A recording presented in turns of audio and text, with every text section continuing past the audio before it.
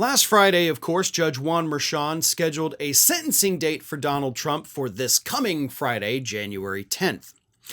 On Monday, Donald Trump asked Judge Merchan to please not make this happen. Merchan said no. So on Tuesday, Donald Trump went to the appellate court and he said, "Hey, appellate courts in New York, please block this sentencing."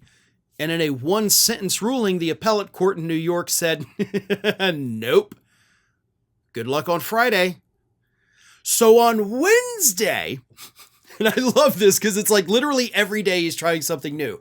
But on Wednesday morning, Donald Trump's lawyers submitted a motion to the United States Supreme Court begging them to please interfere in the case and prevent Judge Juan Merchan from sentencing Donald Trump on Friday. Now, the Supreme Court, as we all know, has a 6-3 conservative majority, with 3 out of the 6 conservatives being appointed by Donald Trump. So you would initially think that obviously that means Donald Trump's got the upper hand here. And I do think that. However, just throw a little wrench in the gears here. This Supreme Court, even with their conservative majority, has actually smacked Donald Trump down a couple times with regard to the New York case. Most recently was about 2 weeks ago when they actually ruled that the gag order against him that he says is unconstitutional was in fact constitutional. So Trump has gone crying to the Supreme Court before to save him in this New York case. And they have repeatedly told him no. So I don't know that the court is going to step in and save him. But it also would not surprise me if the court did step in and save him. And to be honest, by the time you're watching this, the Supreme Court may have already issued their ruling. Obviously, they had a very short time frame to work with. Right now is Thursday. This news came out Wednesday morning, so who knows what's going to happen. The issue I have with all of this is that none of it matters, right? Like, can we all just agree on that? None of this matters. And the fact that Donald Trump is actually wasting money to pay his lawyers to file these motions, to make these arguments, that's hilarious to me because he's just wasting money and time. Merchan already signaled that he is not going to implement any real punishment.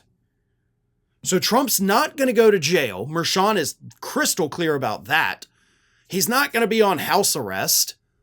The worst that could happen to him is a fine and or probation, which will not change Donald Trump's life in the slightest. So for him to be freaking out about this, like still happening on Friday, makes no sense.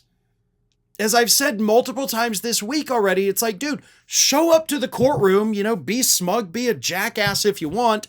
He'll hand down his sentence and you can be like, great, I'll pay the fine on my way out the door. Piss off, dude. And then guess what? Once the sentencing is done and the case is officially over, the gag order can no longer exist. So then you get to do all the stupid, horrible things you want to do and talk bad about all the people you hate. So just get it over with. I would love to see you go to jail for this. Don't get me wrong, folks. I would love to see it. But we know it's not going to happen. He is going to be the next president. We can't change those facts. And Donald Trump can't either. So just chill out. Quit blowing your money on these lawyers.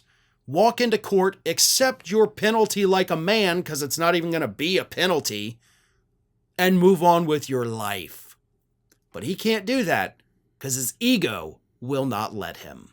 Thanks for watching today, everybody. And don't forget, if you're not already, please do subscribe to this channel. We have fresh content going up every single day, and I would really hate for you to miss out on that. And speaking of missing out, if you're not following me across all other social media outlets, then get on it. You can follow the links in the description of this video.